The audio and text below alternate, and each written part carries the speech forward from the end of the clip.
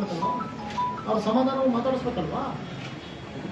ಎಲ್ಲರನ್ನೂ ನೀವು ಒಂದೇ ಥರದಲ್ಲಿ ಟ್ರೀಟ್ ಮಾಡಿದ್ರೆ ಆಯಿತು. ಯಾರೋ ಡ್ರಿಂಕ್ಸ್ ಮಾಡ್ಕೊಂಡು ಬಂದಿರ್ತಾನೆ, ಬರ್ತಾನೆ, ನಿಮ್ಮ ಎದುರಿಗೆ ಎಗರುತ್ತಾನೆ, ಅವ್ರನ್ನ ನೀವು ಇಗ್ನೋರ್ ಮಾಡಿ, ತೊಂದರೆ ಇಲ್ಲ.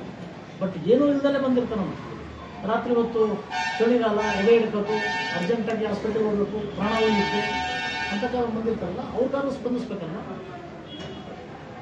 ಎಲ್ಲದನ್ನೂ ಒಂದೇ ತಟ್ಟೆಯಲ್ಲಿ ಹಾಕಿದ್ರೆ ಹಿಂಗೆ ಯಾವುದನ್ನ ಯಾವ ತಟ್ಟೆಗೆ ಹಾಕ್ಬೇಕು ಅದಕ್ಕೆ ಹಾಕ್ಬೇಕಲ್ಲ. ನೀವು ಇನ್ಸ್ಟ್ರಕ್ಷನ್ಸ್ ಇರಬೇಕು ನೋಡಿ. ಒಂದು ದಿವಸ ಆ ಎಮ್ಮನ್ನ ಅಪಾಯಿಂಟ್ ಮಾಡಿ, ನಮ್ಮ ಪ್ರೆಸ್ಸವರು ಎಲ್ಲರೂ ಇದ್ದಾರೆ, 24/7 ಹೇಳಿದ ತಕ್ಷಣ ಫೋನ್ ಎತ್ತಿ ಸಾಕಾಗುತ್ತೆ. ಡಯಾಲಿಸಿಸ್ ಇದಾಗಲ್ಲ. ನೀವು ಈ ಬಿ ಗ್ರೂಪಿಂದ ಬಂದಿರ್ತಾರೆ, ಅವ್ರಿಗೆಲ್ಲ ಮಾನಸಿಕವಾಗಿ ಒಂದು ಸ್ವಲ್ಪ ಹಿಂಸೆ ಕೊಡ್ತಕ್ಕಂಥ ಕಡಿಮೆ.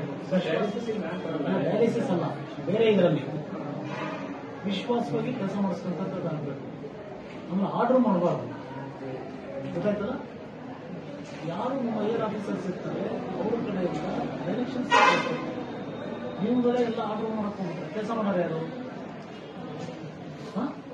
ಇವರ ಆಫ್ ವರ್ಕ ನಾವೆಲ್ಲ ಕೆಲಸ ಮಾಡ್ತಾನೆ. ನೀವು ನಿಮ್ಮಲ್ಲಿ ನೀವು ಕೆಲಸ ಮಾಡ್ತೀವಿ, ನಾವು ಬೇರೆ ಸಾರ್ವಜನಿಕರು ಕೆಲಸ ಮಾಡ್ತೀವಿ. ಸರ್ಕಾರಿ ಅಧಿಕಾರಿಗಳು ಸರ್ಕಾರಿ ಕೆಲಸ ಮಾಡ್ತಾರೆ. All of workers. ಇಲ್ಲಿ ಯಾರು ಇದಿಲ್ಲ, ಸುಪ್ರೀಂ ಯಾರು ಇಲ್ಲ.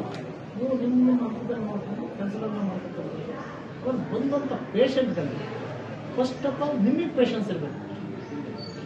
ಬಂದಂಥವ್ರನ್ನ ಗೌರವವಾಗಿ ಸ್ವೀಕಾರ ಮಾಡ್ತಕ್ಕಂಥದ್ದು. ಅವ್ರ ಕಾಯಿಲೆ ಏನು ಏನು ನೆಗ್ಲಿಜಿಯನ್ಸ್ ಮಾಡಿರ್ತಕ್ಕಂಥದ್ದು, ಅವರ ಹಣವನ್ನು ಸಾರ್ವಜನಿಕರ ಇದು ಕೊಡ್ತಕ್ಕಂಥದ್ದು. ಒಳ್ಳೆ ಕೆಲಸ ಮಾಡಿದಾಗ ಒಳ್ಳೆ ಕೆಲಸ ಮಾಡಿದ್ರು ಅಂತ ಹೇಳ್ತಾರೆ. 1-2% ನೀವೆಷ್ಟು ಮಾಡಿದ್ರು ಇದು ಮಾಡ್ತಾರೆ. ಬಟ್ ನಮ್ಮ ಆತ್ಮಸಾಕ್ಷಿ ನಾವು ಕೆಲಸ ಮಾಡಬೇಕಲ್ವ. ನಿಮ್ಮ ಸ್ಟಾಫ್ನ ನೀವು ಕಂಟ್ರೋಲ್ ಇಟ್ಕೊಂಡಿಲ್ಲ,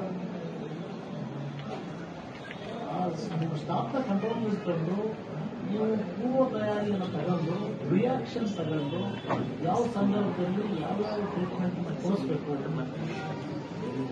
ಇವತ್ತಿನ ಪ್ರಸ್ತುತ ಇವತ್ತು ಚಳಿಗಾಲ ಪ್ರಾರಂಭ ಆಗಿದೆ, ಹಾರ್ಟ್ನ ವೇರಿಯೇಷನ್ಸ್ಗಳು ಜಾಸ್ತಿ ಆಗ್ತದೆ.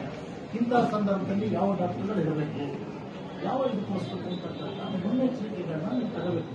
ತಗೊಂಡಲ್ಲೇ ಜ್ವರಕ್ಕೂ ಒಂದೇನೆ, ತಲೆನೋವು ಒಂದೇನೆ, ಕೊಡೋದು ಮಾತು ಯಾರು ಕೇಳಲ್ಲ. ಅವ್ರನ್ನ ಏನು ಸಭೆ